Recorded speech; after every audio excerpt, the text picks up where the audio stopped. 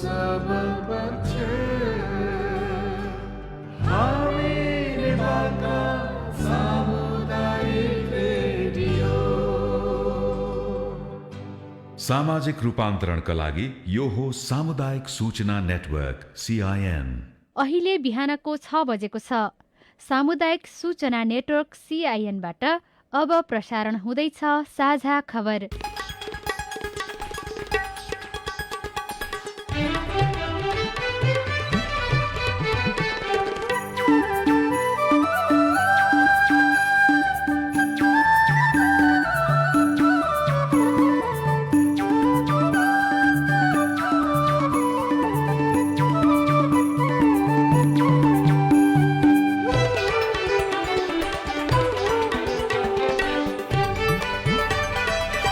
शुभ प्रभात। यो CIN को साझा खबर हो। स्नेहा कर्णसँगै राजन रुचालको तपाईँलाई स्वागत छ। सामुदायिक रेडियोबाट देशैभरि एकैसाथ प्रसारण भइरहेको साझा खबर CINखबर.com र मोबाइल एप CIN-बाट पनि सुन्न सकिन्छ। आज 2078 साल वैशाख 25 गते शनिबार मे 8 तारिक सन् 2021 नेपाल सम्मत 1141 वैशाख कृष्ण पक्षको द्वादशी तिथि। आज विश्व रेड क्रस दिवस। साझा खबरमा प्रमुख खबरका शीर्षकहरू। अक्सिजन उत्पादनमा जुट्दै स्थानीय तह पाउने 4 अर्ब अक्सिजन आवश्यक। आयातमा आयल निगमले चासो देखायो। विपत्तिमा लुटधन्दा। नक्कली रेमडेसिभिर बेचिँदै। एमाले मिलाउन नेताहरूबीच छलफल। ओलीको अडानले सहमतिको सम्भावना टर्दै। नयाँ सरकार गठनका लागि विपक्षी दलहरूको छलफल तीव्र। जोखिम मोलेरै सिन्धुपाल्चोकमा यार्सा खोज्न जानेहरूको लर्को। दूध उत्पादन गर्ने किसान महामारीको मारमा। भूमि बैंक स्थापनामा सरकार योजना अलपत्र बनाउँदै। चिनिया कोरोना खोपको आपतकालीन प्रयोगका लागि विश्व स्वास्थ्य संगठनको अनुमति। भारतमा एकै दिन 4,000 भन्दा बढीको कोरोनाका कारण मृत्यु। विश्वभर निको हुनेको संख्या 13,47,000 नाग्यो। र नेपाल सुपर लिग फुटबल प्रतियोगितामा चितवन बाहिरियो। नेपालले T20 विश्वकप छनौट नोभेम्बरमा खेल्ने।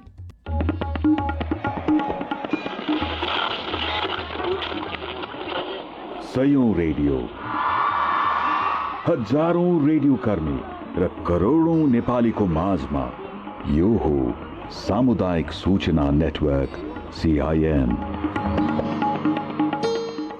साझा खबरको सबभन्दा सुरुमा अक्सिजन उत्पादनमा जुटेका स्थानीय तहको प्रसङ्ग।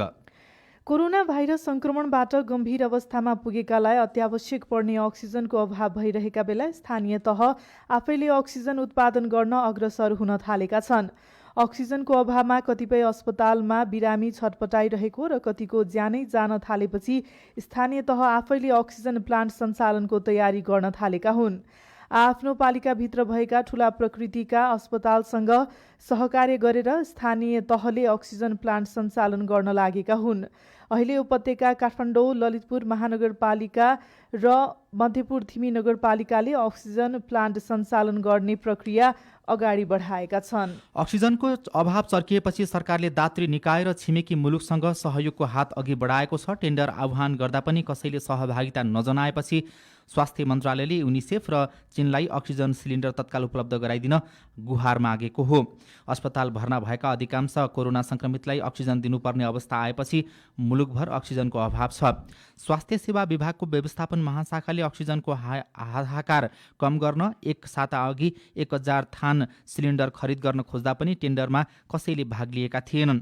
स्वास्थ्य तथा जनसङ्ख्या मन्त्री हृदय त्रिपाठीले शुक्रबार स्वास्थ्य सचिव, विभागका महानिर्देशक, व्यवस्थापन महाशाखाका निर्देशक, औषधि व्यवस्था विभागका महानिर्देशक लगायतलाई बोलाएर आवश्यक स्वास्थ्य उपकरण र अन्य सामग्री तत्काल कसरी व्यवस्थापन गर्न सकिन्छ भनेर योजना माग गर्नुभएको थियो। कोरोनाको दोस्रो लहर तीव्र बनेसँगै मुलुकभर अक्सिजनको माग अत्यधिक बढेको छ। अक्सिजन उत्पादक कम्पनीहरूले पनि माग थेग्न नसक्ने अवस्थामा पुगिसकेको बताएका छन्। यही अवस्थालाई दृष्टिगत गरी नेपाल आयल निगमले लिक्विड अक्सिजन आयातमा चासो देखाएको छ। भारतीय आयल कर्पोरेसन IOC-सँग पेट्रोलियम पदार्थ आयात गरिरहेको निगमले लिक्विड अक्सिजन पनि ल्याउन सक्ने जनाएको छ। यसमा उसले चासो देखाएको हो। सरकारले आगामी असार मसान्तसम्म झण्डै 4 अर्ब लिटर अक्सिजन खपत हुने अनुमान गरेको छ। स्वास्थ्य तथा जनसङ्ख्या मन्त्रालयका अनुसार 60,035 सङ्क्रमितका लागि 3 अर्ब 85 करोड 32,97,617 लिटर अक्सिजन खपत हुन सक्छ। मेडिकल अक्सिजन प्रयोग तथा आवश्यकता निर्धारण सम्बन्धी मापदण्ड 2078 जारी गर्दै मन्त्रालयले यस्तो अनुमान गरेको हो। आइसियु भेन्टिलेटरमा वैशाख मसान्तसम्म 2285 र जेठमा 3023 तथा असारमा 3698 जना भर्ना भई मेडिकल अक्सिजन आवश्यक पर्ने अनुमान गरिएको छ। भाइरस सङ्क्रमितलाई अक्सिजनको चरको अभाव भइरहेको छ। गिरोहले भने यसको कालोबजारी गर्न थालेको भेटिएको छ। सरकारले 6643 थान सिलिन्डर बरामद गरी अस्पतालहरूलाई उपलब्ध गराएको छ। गृह मन्त्रालय अन्तर्गतको सुरक्षा अत्यावश्यक सेवा सञ्चालन समन्वय तथा अनुगमन समितिको टोलीले उद्योग र घरबाट यी सिलिन्डर बरामद गरेको हो।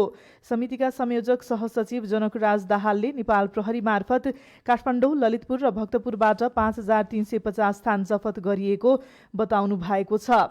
यस्तै प्रदेशको राजधानी विराटनगरमा नक्कली रेमडेसिभिरको कारोबार गर्ने गिरोह सक्रिय रहेको पाइएको छ। 90 रुपैयाँ पर्ने एन्टिबायोटिक औषधि स्टासेफको बोतलमा रेमडेसिभिरको लेबल टाँसेर बिक्री गर्ने गरेको फेला परेको मोरङ प्रहरी प्रमुख एसपी सन्तोष खड्काले बताउनुभयो। रेमडेसिभिरलाई कडा लक्षण देखिएका कोरोना भाइरस सङ्क्रमितको उपचारमा प्रभावकारी मानिएको छ।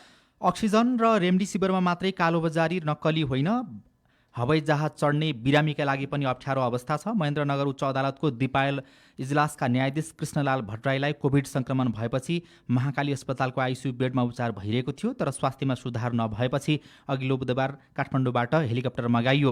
उहाँलाई राजधानी पुर्याएर हेलिकप्टर भाडा नै 9 लाख रुपियाँ लाग्यो। काठमाडौँको करुण अस्पतालमा उपचारपछि भट्टराई अहिले आराम गरिरहनु भएको छ। न्यायाधीश भएकाले हेलिकप्टरमा लागेको 9 लाख भाडा सरकारले तिरेको छ, तर विपन्न जनताले यत्रो पैसा कहाँबाट तिर्ने? यसै पनि कञ्चनपुरबाट काठमाडौँसम्मको हेलिकप्टर भाडा $6,500 अर्थात् 7,67,000 तोकिएको छ, तर विमान सेवा सञ्चालक सङ्घ आफैले तोके भन्दा बढी 1.5 लाख बढी भाडा असुल गरेर हेलिकप्टर कम्पनीहरूले जनतामाथि अत्याचार गरिरहेका छन्।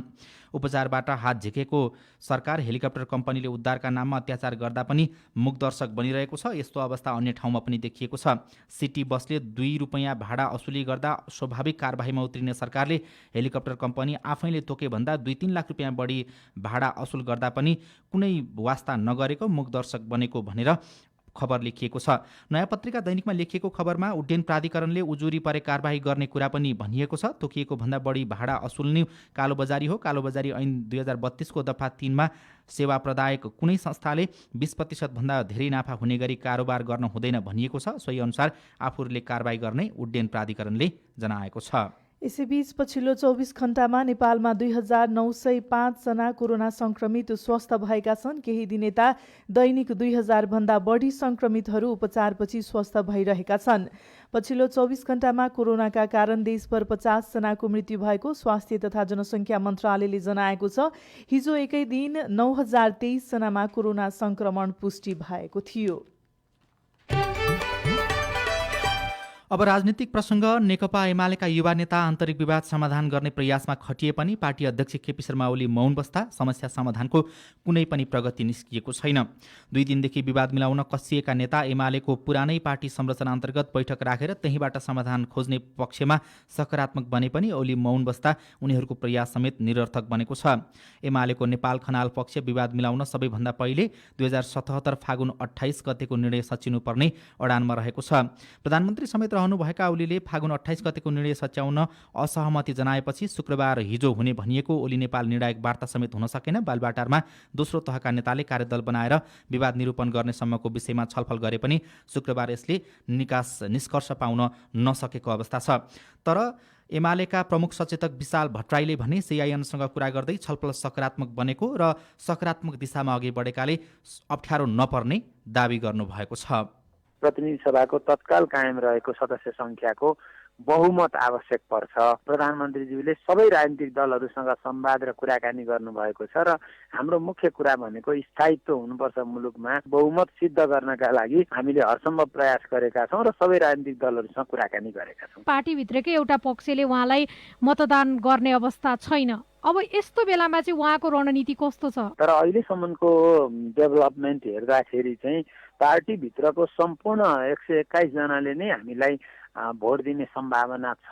उहाँहरू एउटै पार्टीमा भएको कारणले उहाँहरूसँग त हाम्रो स्वाभाविक रूपमा कुराकानी अघि बढेकै छ र त्यो कुराकानी धेरै नजिक सम्मान पुगेको छ, सहमतिको निकट छ। त्यसो भएको हुनाले चाहिँ हामी विश्वस्त छौँ। के लेनदेन भइरहेको छ जसले गर्दाखेरि चाहिँ तपाईँ भन्न सक्नुहुन्छ कि सहमति नजिक हामी पुगिसकेका छौँ भनेर? कारबाहीको प्रक्रिया अघि बढेको चाहिँ हो, तर कारबाही नै चाहिँ भएको स्थिति होइन। किनभने हामीले उहाँहरूलाई सांसदको हैसियतले केही स्पष्टीकरणहरू प्रधानमन्त्रीको अथवा दलको नेताको तर्फबाट सोधिएको थियो, तर हामीले अरू थप कारबाहीको प्रक्रिया अघि बढेको स्थिति होइन।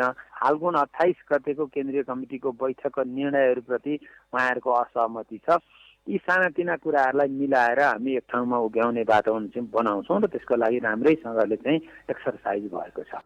27 गते बस्ने प्रतिनिधि सभा बैठकमा प्रधानमन्त्री ओलीले विश्वासको मत लिँदै हुनुहुन्छ, तर काङ्ग्रेस, माओवादी केन्द्र र एमाले नेपाल पक्षले विश्वासको मत दिन नसकिने प्रश्न पारिसकेको छ। यता जनता समाजवादी पार्टीले भने हालको परिस्थितिमा पक्ष विपक्ष कतै पनि नलाग्ने गरी निर्णय गर्ने अन्तिम तयारीमा पुगेको छ। सीआईएनसँग कुराकानी गर्दै नेता राजकिशोर यादवले कुनै पनि पक्षमा नलागी तटस्थ भूमिका निर्वाह गरिने बताउनुभयो। पार्टी अहिले हामी न्युट्रालिटीको पोजिसन मेन्टेन गर्ने कुरामा लगभग सहमत छौँ। अब अहिले प्रधानमन्त्रीले विश्वासको मतको लागि जुन आह्वान गर्नुभएको छ त्यो विश्वासको मतमा हामी तटस्थ बस्ने। अब त्यसपछि घटनाक्रमहरू कसरी अगाडि बढ्छ त्यो घटनाको आधारमा पार्टीले उपयुक्त समयमा उपयुक्त निर्णय लिन्छ। त्यसको लागि नेतृत्वहरू चनाखो भएर सबै घटनाहरूलाई एकदम नजिकबाट निहालिरहेको स्थिति छ। नेपाली कांग्रेसका सभापति शेरबहादुर देउवा र माओवादी केन्द्रका अध्यक्ष पुष्पकमल दाहाल प्रचण्डबीच प्रधानमन्त्री केपी शर्मा ओलीलाई विश्वासको मत लिन असफल बनाउने समझदारी भएको छ। उहाँहरूले ओली नेतृत्वको सरकारको विकल्प खोज्ने सहमति सहित त्यसका लागि प्रतिनिधि सभामा बहुमत जुटाउन आफ्नो तर्फबाट प्रयास गर्ने सहमति पनि गर्नुभएको छ। ओलीको पक्षमा बहुमत पनि नपुग्ने र अर्को सरकार गठनका लागि बहुमत नजुटे संवैधानिक प्रक्रिया अनुसार नै मुलुक निर्वाचनमा जान सक्ने विषयमा पनि दुई अध्यक्षबीच दुई नेताबीच कुरा भएको बताइएको छ। माओवादी केन्द्रका अध्यक्ष पुष्पकमल दाहाल प्रचण्ड देउवालाई भेट्न शुक्रबार उहाँकै निवास बुढा नीलकण्ठमा पुग्नु भएको थियो।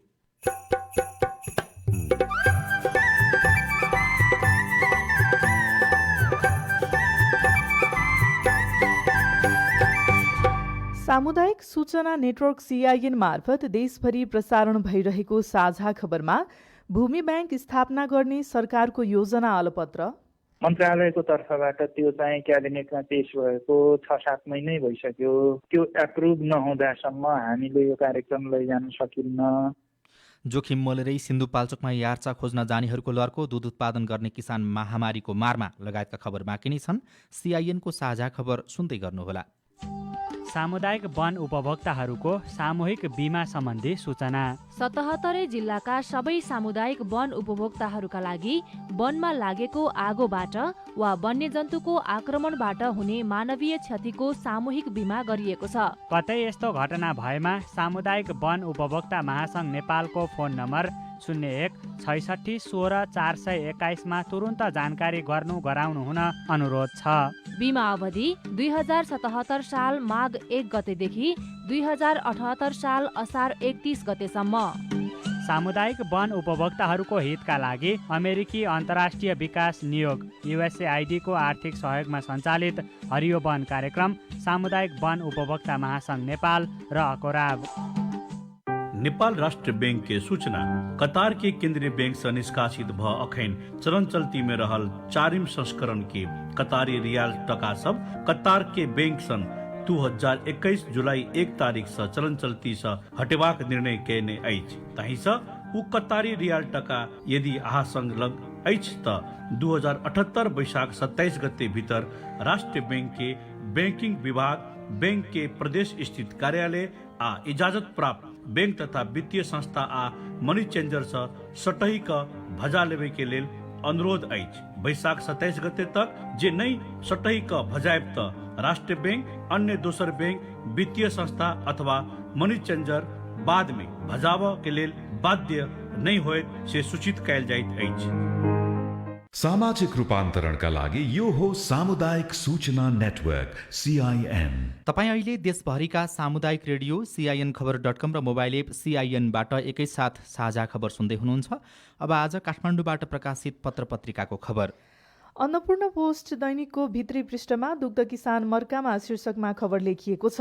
कोरोना भाइरसको नयाँ भेरिएन्ट सहितको भाइरसका कारण सुरु भएको निषेधाज्ञाको कारण दूध उत्पादन किसानहरू मारमा परेका छन्। बिहान एक समय मात्र बजार पसल खुल्ने हुँदा किसानहरूले उत्पादन गरेको बेलुकाको दूध बजार बन्द हुँदा खेर जाने स्थितिमा पुगेको छ। व्यावसायिक रूपमा दूध उत्पादन गर्दै आएका किसानहरू यसको प्रत्यक्ष मार खेपिरहेका छन्। आफूहरूले उत्पादन गरेको दूध बिहानको डेरीहरूले लिने र बेलुका लिन नमानेपछि किसानहरू चिन्तित बनेका छन्। राष्ट्रिय सभा सदस्यमा एमालेकै 2 उम्मेद्वार नागरिक दैनिकको पहिलो पृष्ठमा खबर लेखिएको छ। राष्ट्रिय सभा सदस्य पदको उपनिर्वाचनका लागि नेकपा एमालेकै 2 जना उम्मेद्वार बीच प्रतिस्पर्धा हुने भएको छ। एमालेका केन्द्रीय सदस्य रामबहादुर थापा, एमालेकै डाक्टर खिमलाल देवकोटा र नेपाल मजदुर किसान पार्टीका केन्द्रीय सदस्य कृष्णबहादुर तामाङले उम्मेदवारी दर्ता गराउनु भएको छ। थापा एमाले अध्यक्ष केपी शर्मा ओली पक्षका हुनुहुन्छ भने देवकोटा एमालेकै माधव नेपाल पक्षको हुनुहुन्छ। सेटेलाइट परामर्शलाई 4 कम्पनीको प्रस्ताव शीर्षकमा कान्तिपुर दैनिकको भित्री पृष्ठमा खबर लेखिएको छ। नेपालको आफ्नै सेटेलाइट स्थापनाका लागि परामर्श सेवा दिन 4 विदेशी कम्पनीले प्राविधिक प्रस्ताव बुझाएका छन्। प्राधिकरणले आह्वान गरेको सेटेलाइटको स्थापना, सञ्चालन र व्यवस्थापनका लागि परामर्श सेवा दिन 5 कम्पनीसँग प्रस्ताव माग गरेकोमा 4 कम्पनीले मात्र प्राविधिक प्रस्ताव पेश गरेको प्राधिकरणले जनाएको छ। त्यस्तै कान्तिपुर दैनिकमा निषेधाज्ञामा पनि निरन्तर मजदुरी शीर्षकको खबर भित्री पृष्ठमा छापिएको छ। कोरोना महामारी लागेको हुन्थेन भने सिन्धुली कमलामाई नगरपालिका 2 का 26 वर्षका नरेन्द्र थापा अहिले होटलमा काम गरिरहेको हुनुहुन्थ्यो। नरेन्द्रको रुचि पनि पाहुनाको सत्कार र मिठा परिकार नै थियो, तर अवस्था त्यस्तो रहेन। धुलीखेलको नाम चलेकी होटलमा 5 वर्ष काम गर्नुभएका उहाँलाई गत वर्षको लकडाउनले बेरोजगार बनाइदियो। यसपटक फेरि निषेधाज्ञा जारी भएपछि उहाँ निरन्तर मजदुरीमा खटिनु भएको छ। निषेधाज्ञा भए पनि मास्क लगाएर उहाँ जस्तै अरू मजदुरहरू पनि मजदुरी गरिरहेका छन्। खानको लागि, पेट भर्नको लागि पैसाको जोहो गरिरहेका छन् खबरमा भनिएको छ। त्यस्तै अर्को खबर छ यार्चाको खोजीमा शीर्षकको खबर। कोरोना संक्रमणको त्रास छ तर जिल्लाको पूर्वी भेगका बासिन्दा यार्चा सङ्कलनका लागि 2-3 दिनको बाटो हिँडेर लेक पुगेका छन्। आर्थिक उपार्जनको मुख्य स्रोत भएकैले उनीहरू जोखिम मिलेरै झन्डै 3 महिना लेकाली क्षेत्रमा बिताउँछन्। अघिल्ला वर्षहरूमा 3000 सङ्कलक पुग्थे। सङ्क्रमणको जोखिमका कारण यो पटक 700 जति मात्रै उक्लिएका छन्। सिन्धुपाल्चोकको भोटेकोसी 4 कुलकुलेमा यार्चा टिप्न हिँडेका गाउँलेहरूको फोटोसहित अनिश तिवारीले खबर लेख्नु भएको छ। अन्नपूर्ण पोस्टको पहिलो पृष्ठमा कुष्ठरोगी छाउगोठमा शीर्षकको खबर छापिएको छ। नेपालगञ्जबाट शङ्कर प्रसाद खनालले लेख्नु भएको खबरमा बाँकेको बैजनाथ गाउँपालिका 1 का 37 वर्षका महिलालाई 2073 साउनमा कुष्ठरोग लागेको भनिएको छ। स्थानीय स्वास्थ्य चौकीबाट औषधि ल्याएर लगातार 24 घण्टा सेवन गर्नुभयो तर रोग निको भएन। तर यो अवधिमा उहाँले कुष्ठरोगभन्दा पनि ठुलो रोग झेल्नुभयो। दाजु भाउजूबाट विभेद, उहाँ अहिले कुष्ठरोगी बनेर छाउगोठमा बसिरहनु परेको खबरमा भनिएको छ। अब प्रस्तुत छ कोरोना क्याप्सुल।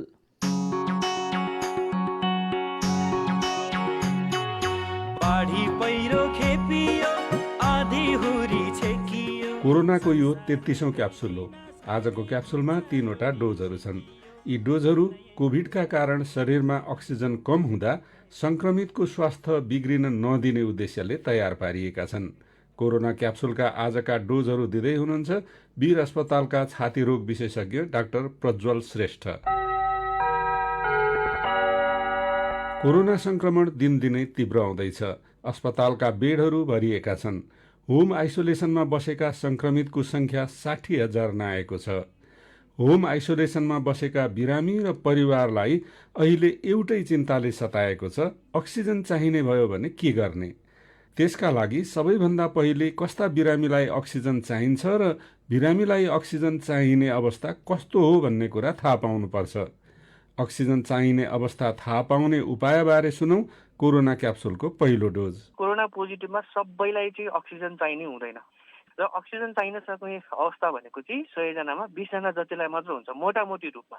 तपाईँलाई यदि कोभिड पोजिटिभ हुनु भएको छ, तपाईँलाई ज्वरो आएको छ, जिउ दुखेको छ, खोकी लागेको छ भने तपाईँ नहातिनुहोस्। चिकित्सकको परामर्श लिएर दिने साधारण औषधिहरू खाने नै हो त्यसको लागि र घरमा होम आइसोलेसनको अनुशासन पालना गरेर। सानो अक्सिजन नाप्ने मेसिन हुन्छ, त्यसलाई हामी पल्स अक्सिमिटर भनेर भन्छौँ, त्यो औषधि पसलमा पाइन्छ। त्यसले चाहिँ आफ्नो घरमै बसेर चाहिँ आफ्नो शरीरमा अक्सिजनको मात्रा कति छ भनेर चाहिँ बेला बेलामा नाप्ने गर्नु, कमसेकम दिनमा 3 देखि 4 चोटि यदि त्यो 94% भन्दा माथि अक्सिजन छ भने तपाईँलाई कोभिड पोजिटिभ भयो भने तपाईँलाई हस्पिटलमा भर्ना हुनुपर्ने अक्सिजन लगाउनु पर्ने आवश्यकता रहँदैन। त्यस्ता बिरामीहरूलाई घरमै होम आइसोलेसनमै राखेर ट्रिट गर्ने हो। 93 छ 92 छ भने चाहिँ तपाईँले चाहिँ ल मलाई अब चाहिँ अक्सिजनको आवश्यकता पर्न सक्छ, मलाई चाहिँ नजिकको चिकित्सकको परामर्श तुरन्त लिनुपर्छ भनेर बुझ्नु पर्दछ। अस्पताल र स्वास्थ्य केन्द्रहरूले अहिले खोजे जति अक्सिजन पाएका छैनन्। बेड र अक्सिजन दुवै कम हुँदै गएको खबर सुन्दा अत्यास झनै बढ्छ। तर नभुलौं, अक्सिजन प्रकृति प्रदत्त प्राणवायु हो र यो हाम्रै वरपर छ। अनि प्रकृतिको अक्सिजन बढी तान्ने शारीरिक व्यायामहरू पनि छन्। शरीरमा अक्सिजनको मात्रा बढाउन घरमा के गर्न सकिन्छ त? सुनौ कोरोना क्याप्सुलको दोस्रो डोज। घरमै अक्सिजन लगाएर पनि बस्ने चलन छ हैन, त्यो चाहिँ म सल्लाह दिन्न। किनभने अक्सिजन लगाउनु पर्ने भएपछि अब रोग अलिकता जटिलतातिर गयो भनेर बुझ्नुपर्छ र त्यस्ता बिरामीहरूलाई चिकित्सकको निगरानीमै राखेर उपचार गर्नुपर्ने हुन्छ, अक्सिजन दिनुपर्ने हुन्छ।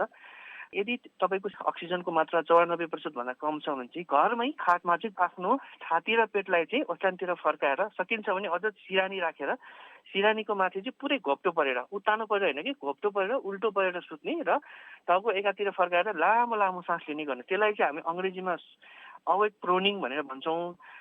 त्यसपछि त्यो 2 घण्टासम्म चाहिँ त्यसरी पल्टिने, अर्को 2 घण्टा चाहिँ दाहिने कोल्टो परेर, त्यसको अर्को 2 घण्टा देब्रे कोल्टो परेर, अनि अर्को 2 घण्टा चाहिँ सिधा बसेर र अर्को 2 घण्टा चाहिँ उत्तानो परेर है।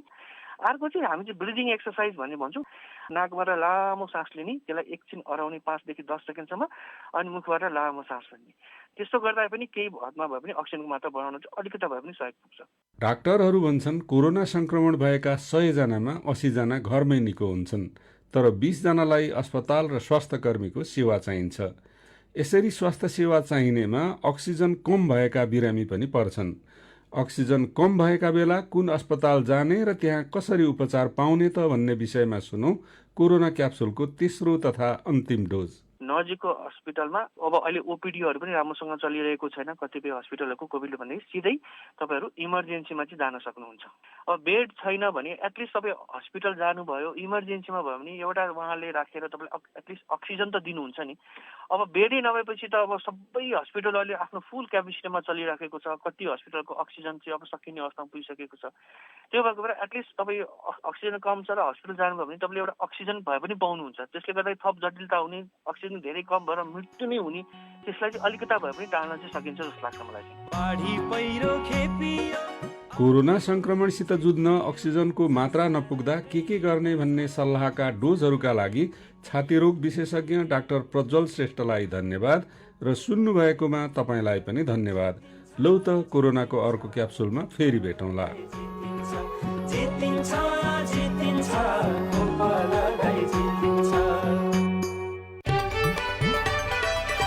अब विदेशको खबर। विश्व स्वास्थ्य संगठनले चीनले विकास गरेको कोरोना विरुद्धको खोपलाई आपतकालीन प्रयोगका लागि अनुमति दिएको छ। चिनिया कम्पनी सिनोफार्मले विकास गरेको भेरोसेल खोपलाई संगठनले आपतकालीन प्रयोगका लागि अनुमति दिएको हो। भारतमा चौथो पटक 4 लाखभन्दा बढीमा कोरोना भाइरस संक्रमण पुष्टि भएको छ। गत 24 घण्टामा भारतमा 4,13,326 जनामा कोरोना संक्रमण पुष्टि भएको हो। यस्तै 24 घण्टामा हालसम्मकै धेरै 4,194 जनाको मृत्यु भएको छ। र विश्वभर कोरोना भाइरस संक्रमणका कारण संक्रमित बनेका मध्ये 13,47,00,000 भन्दा बढी स्वस्थ भएका छन्। कोरोना सम्बन्धी तथ्याङ्क अद्यावधि गर्ने वर्ल्ड मिटरका अनुसार हालसम्म विश्वभर कोरोनाका कारण संक्रमित भएका मध्ये 13,47,257 जना स्वस्थ भएका हुन्।